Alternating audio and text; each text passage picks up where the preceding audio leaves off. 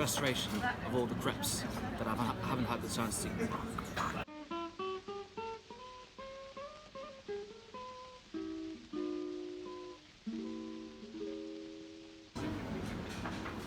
evening and welcome to the long overdue second episode of Charlie and Clem's crazy, cheeky, craving crepe conquest.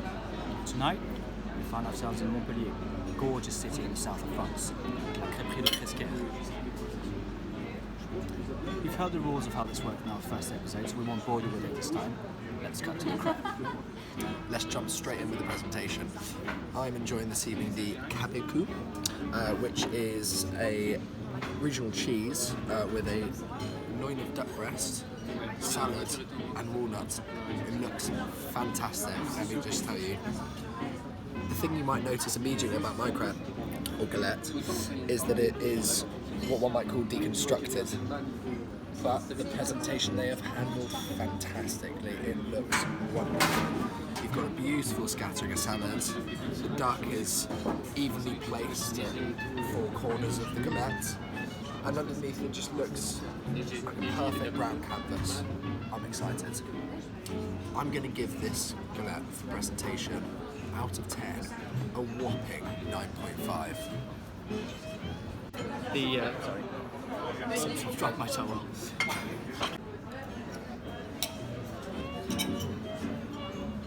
Let's move on to the batter. As I said before, it looks fantastic, really symmetrical, really even. We have a little bit of a problem with the batter on this galette. I won't beat about the bush. And that's to do with the centre underneath the cheese being very, almost quite soggy as a result of the cheese. And there's a lot of activity in the centre of the galette, which then, in contrast, makes the side of the galette feel almost too dry. You know, all we've got is a little spattering of salad around the edge with all the activity. I would say, however, all that requires is a little bit more organisation, a little bit of planning when you're tackling the galette. Could I mark this creperie down for that?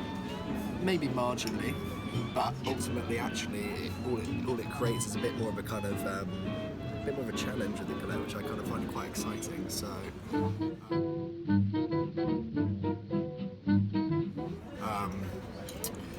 For the batter, I'm gonna give it, I think, quite a fair 7. I feel like showing 2 profound.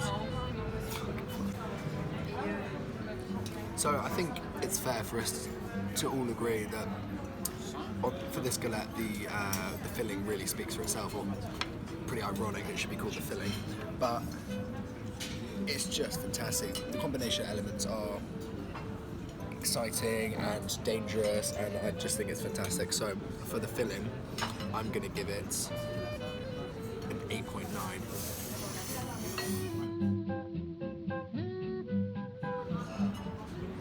It's a lovely summer's evening here in Montpellier. We're out in the evening, 9:15, relaxing. I'm with my dear friend Clem, the co-founder of the 7 Seas. It couldn't be nicer. I would say, however, for the ambiance and the rating of the ambiance, my only down factor is the poubelle just over there, slightly marring what is otherwise a really pleasant, charming little creperie on a really sweet little side alley in Montpellier. So for that reason, I'm going to give, for ambiance, this creperie an 8.8. 8.8. Right, let's continue this review and move on to the sugary crepe section. I've gotten myself a crepe soup, just like last time if you remember, and I will obviously start with presentation. As you can see, there's not a lot going on. Then again, this is just the butter and sugary crepe, so you can't expect it to be amazing. I couldn't help but notice this very off-putting bit here, which unfortunately is going to have to give the presentation a 6.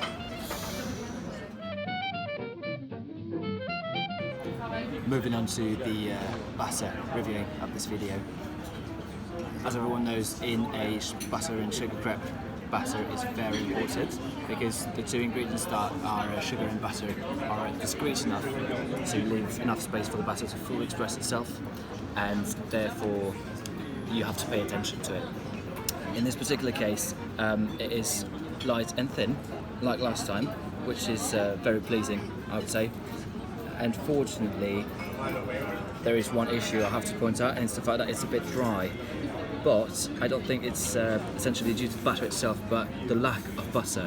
And this, as you probably learned in your history classes, is the everlasting battle between batter and butter, which is taking place tonight actually. The two ingredients are actually always complementing themselves, and yet they never really get along. And in this particular case, the batter is really lacking, making the batter dry. Consequently, I would give this batter a 7.5 and the filling a 6.5. It's my final job. Well, we've come to the end of the second review of the Seven Seas, and I feel like sharing two profound feelings which I'm experiencing right now. On the one hand, the frustration of all the crepes that I haven't had yet a chance to taste, and on the other, the excitement of all the crepe races to be experiencing in the near future. This has been Montpellier for the Seven Seas. It's been a blast. Crepe enough now. See you soon.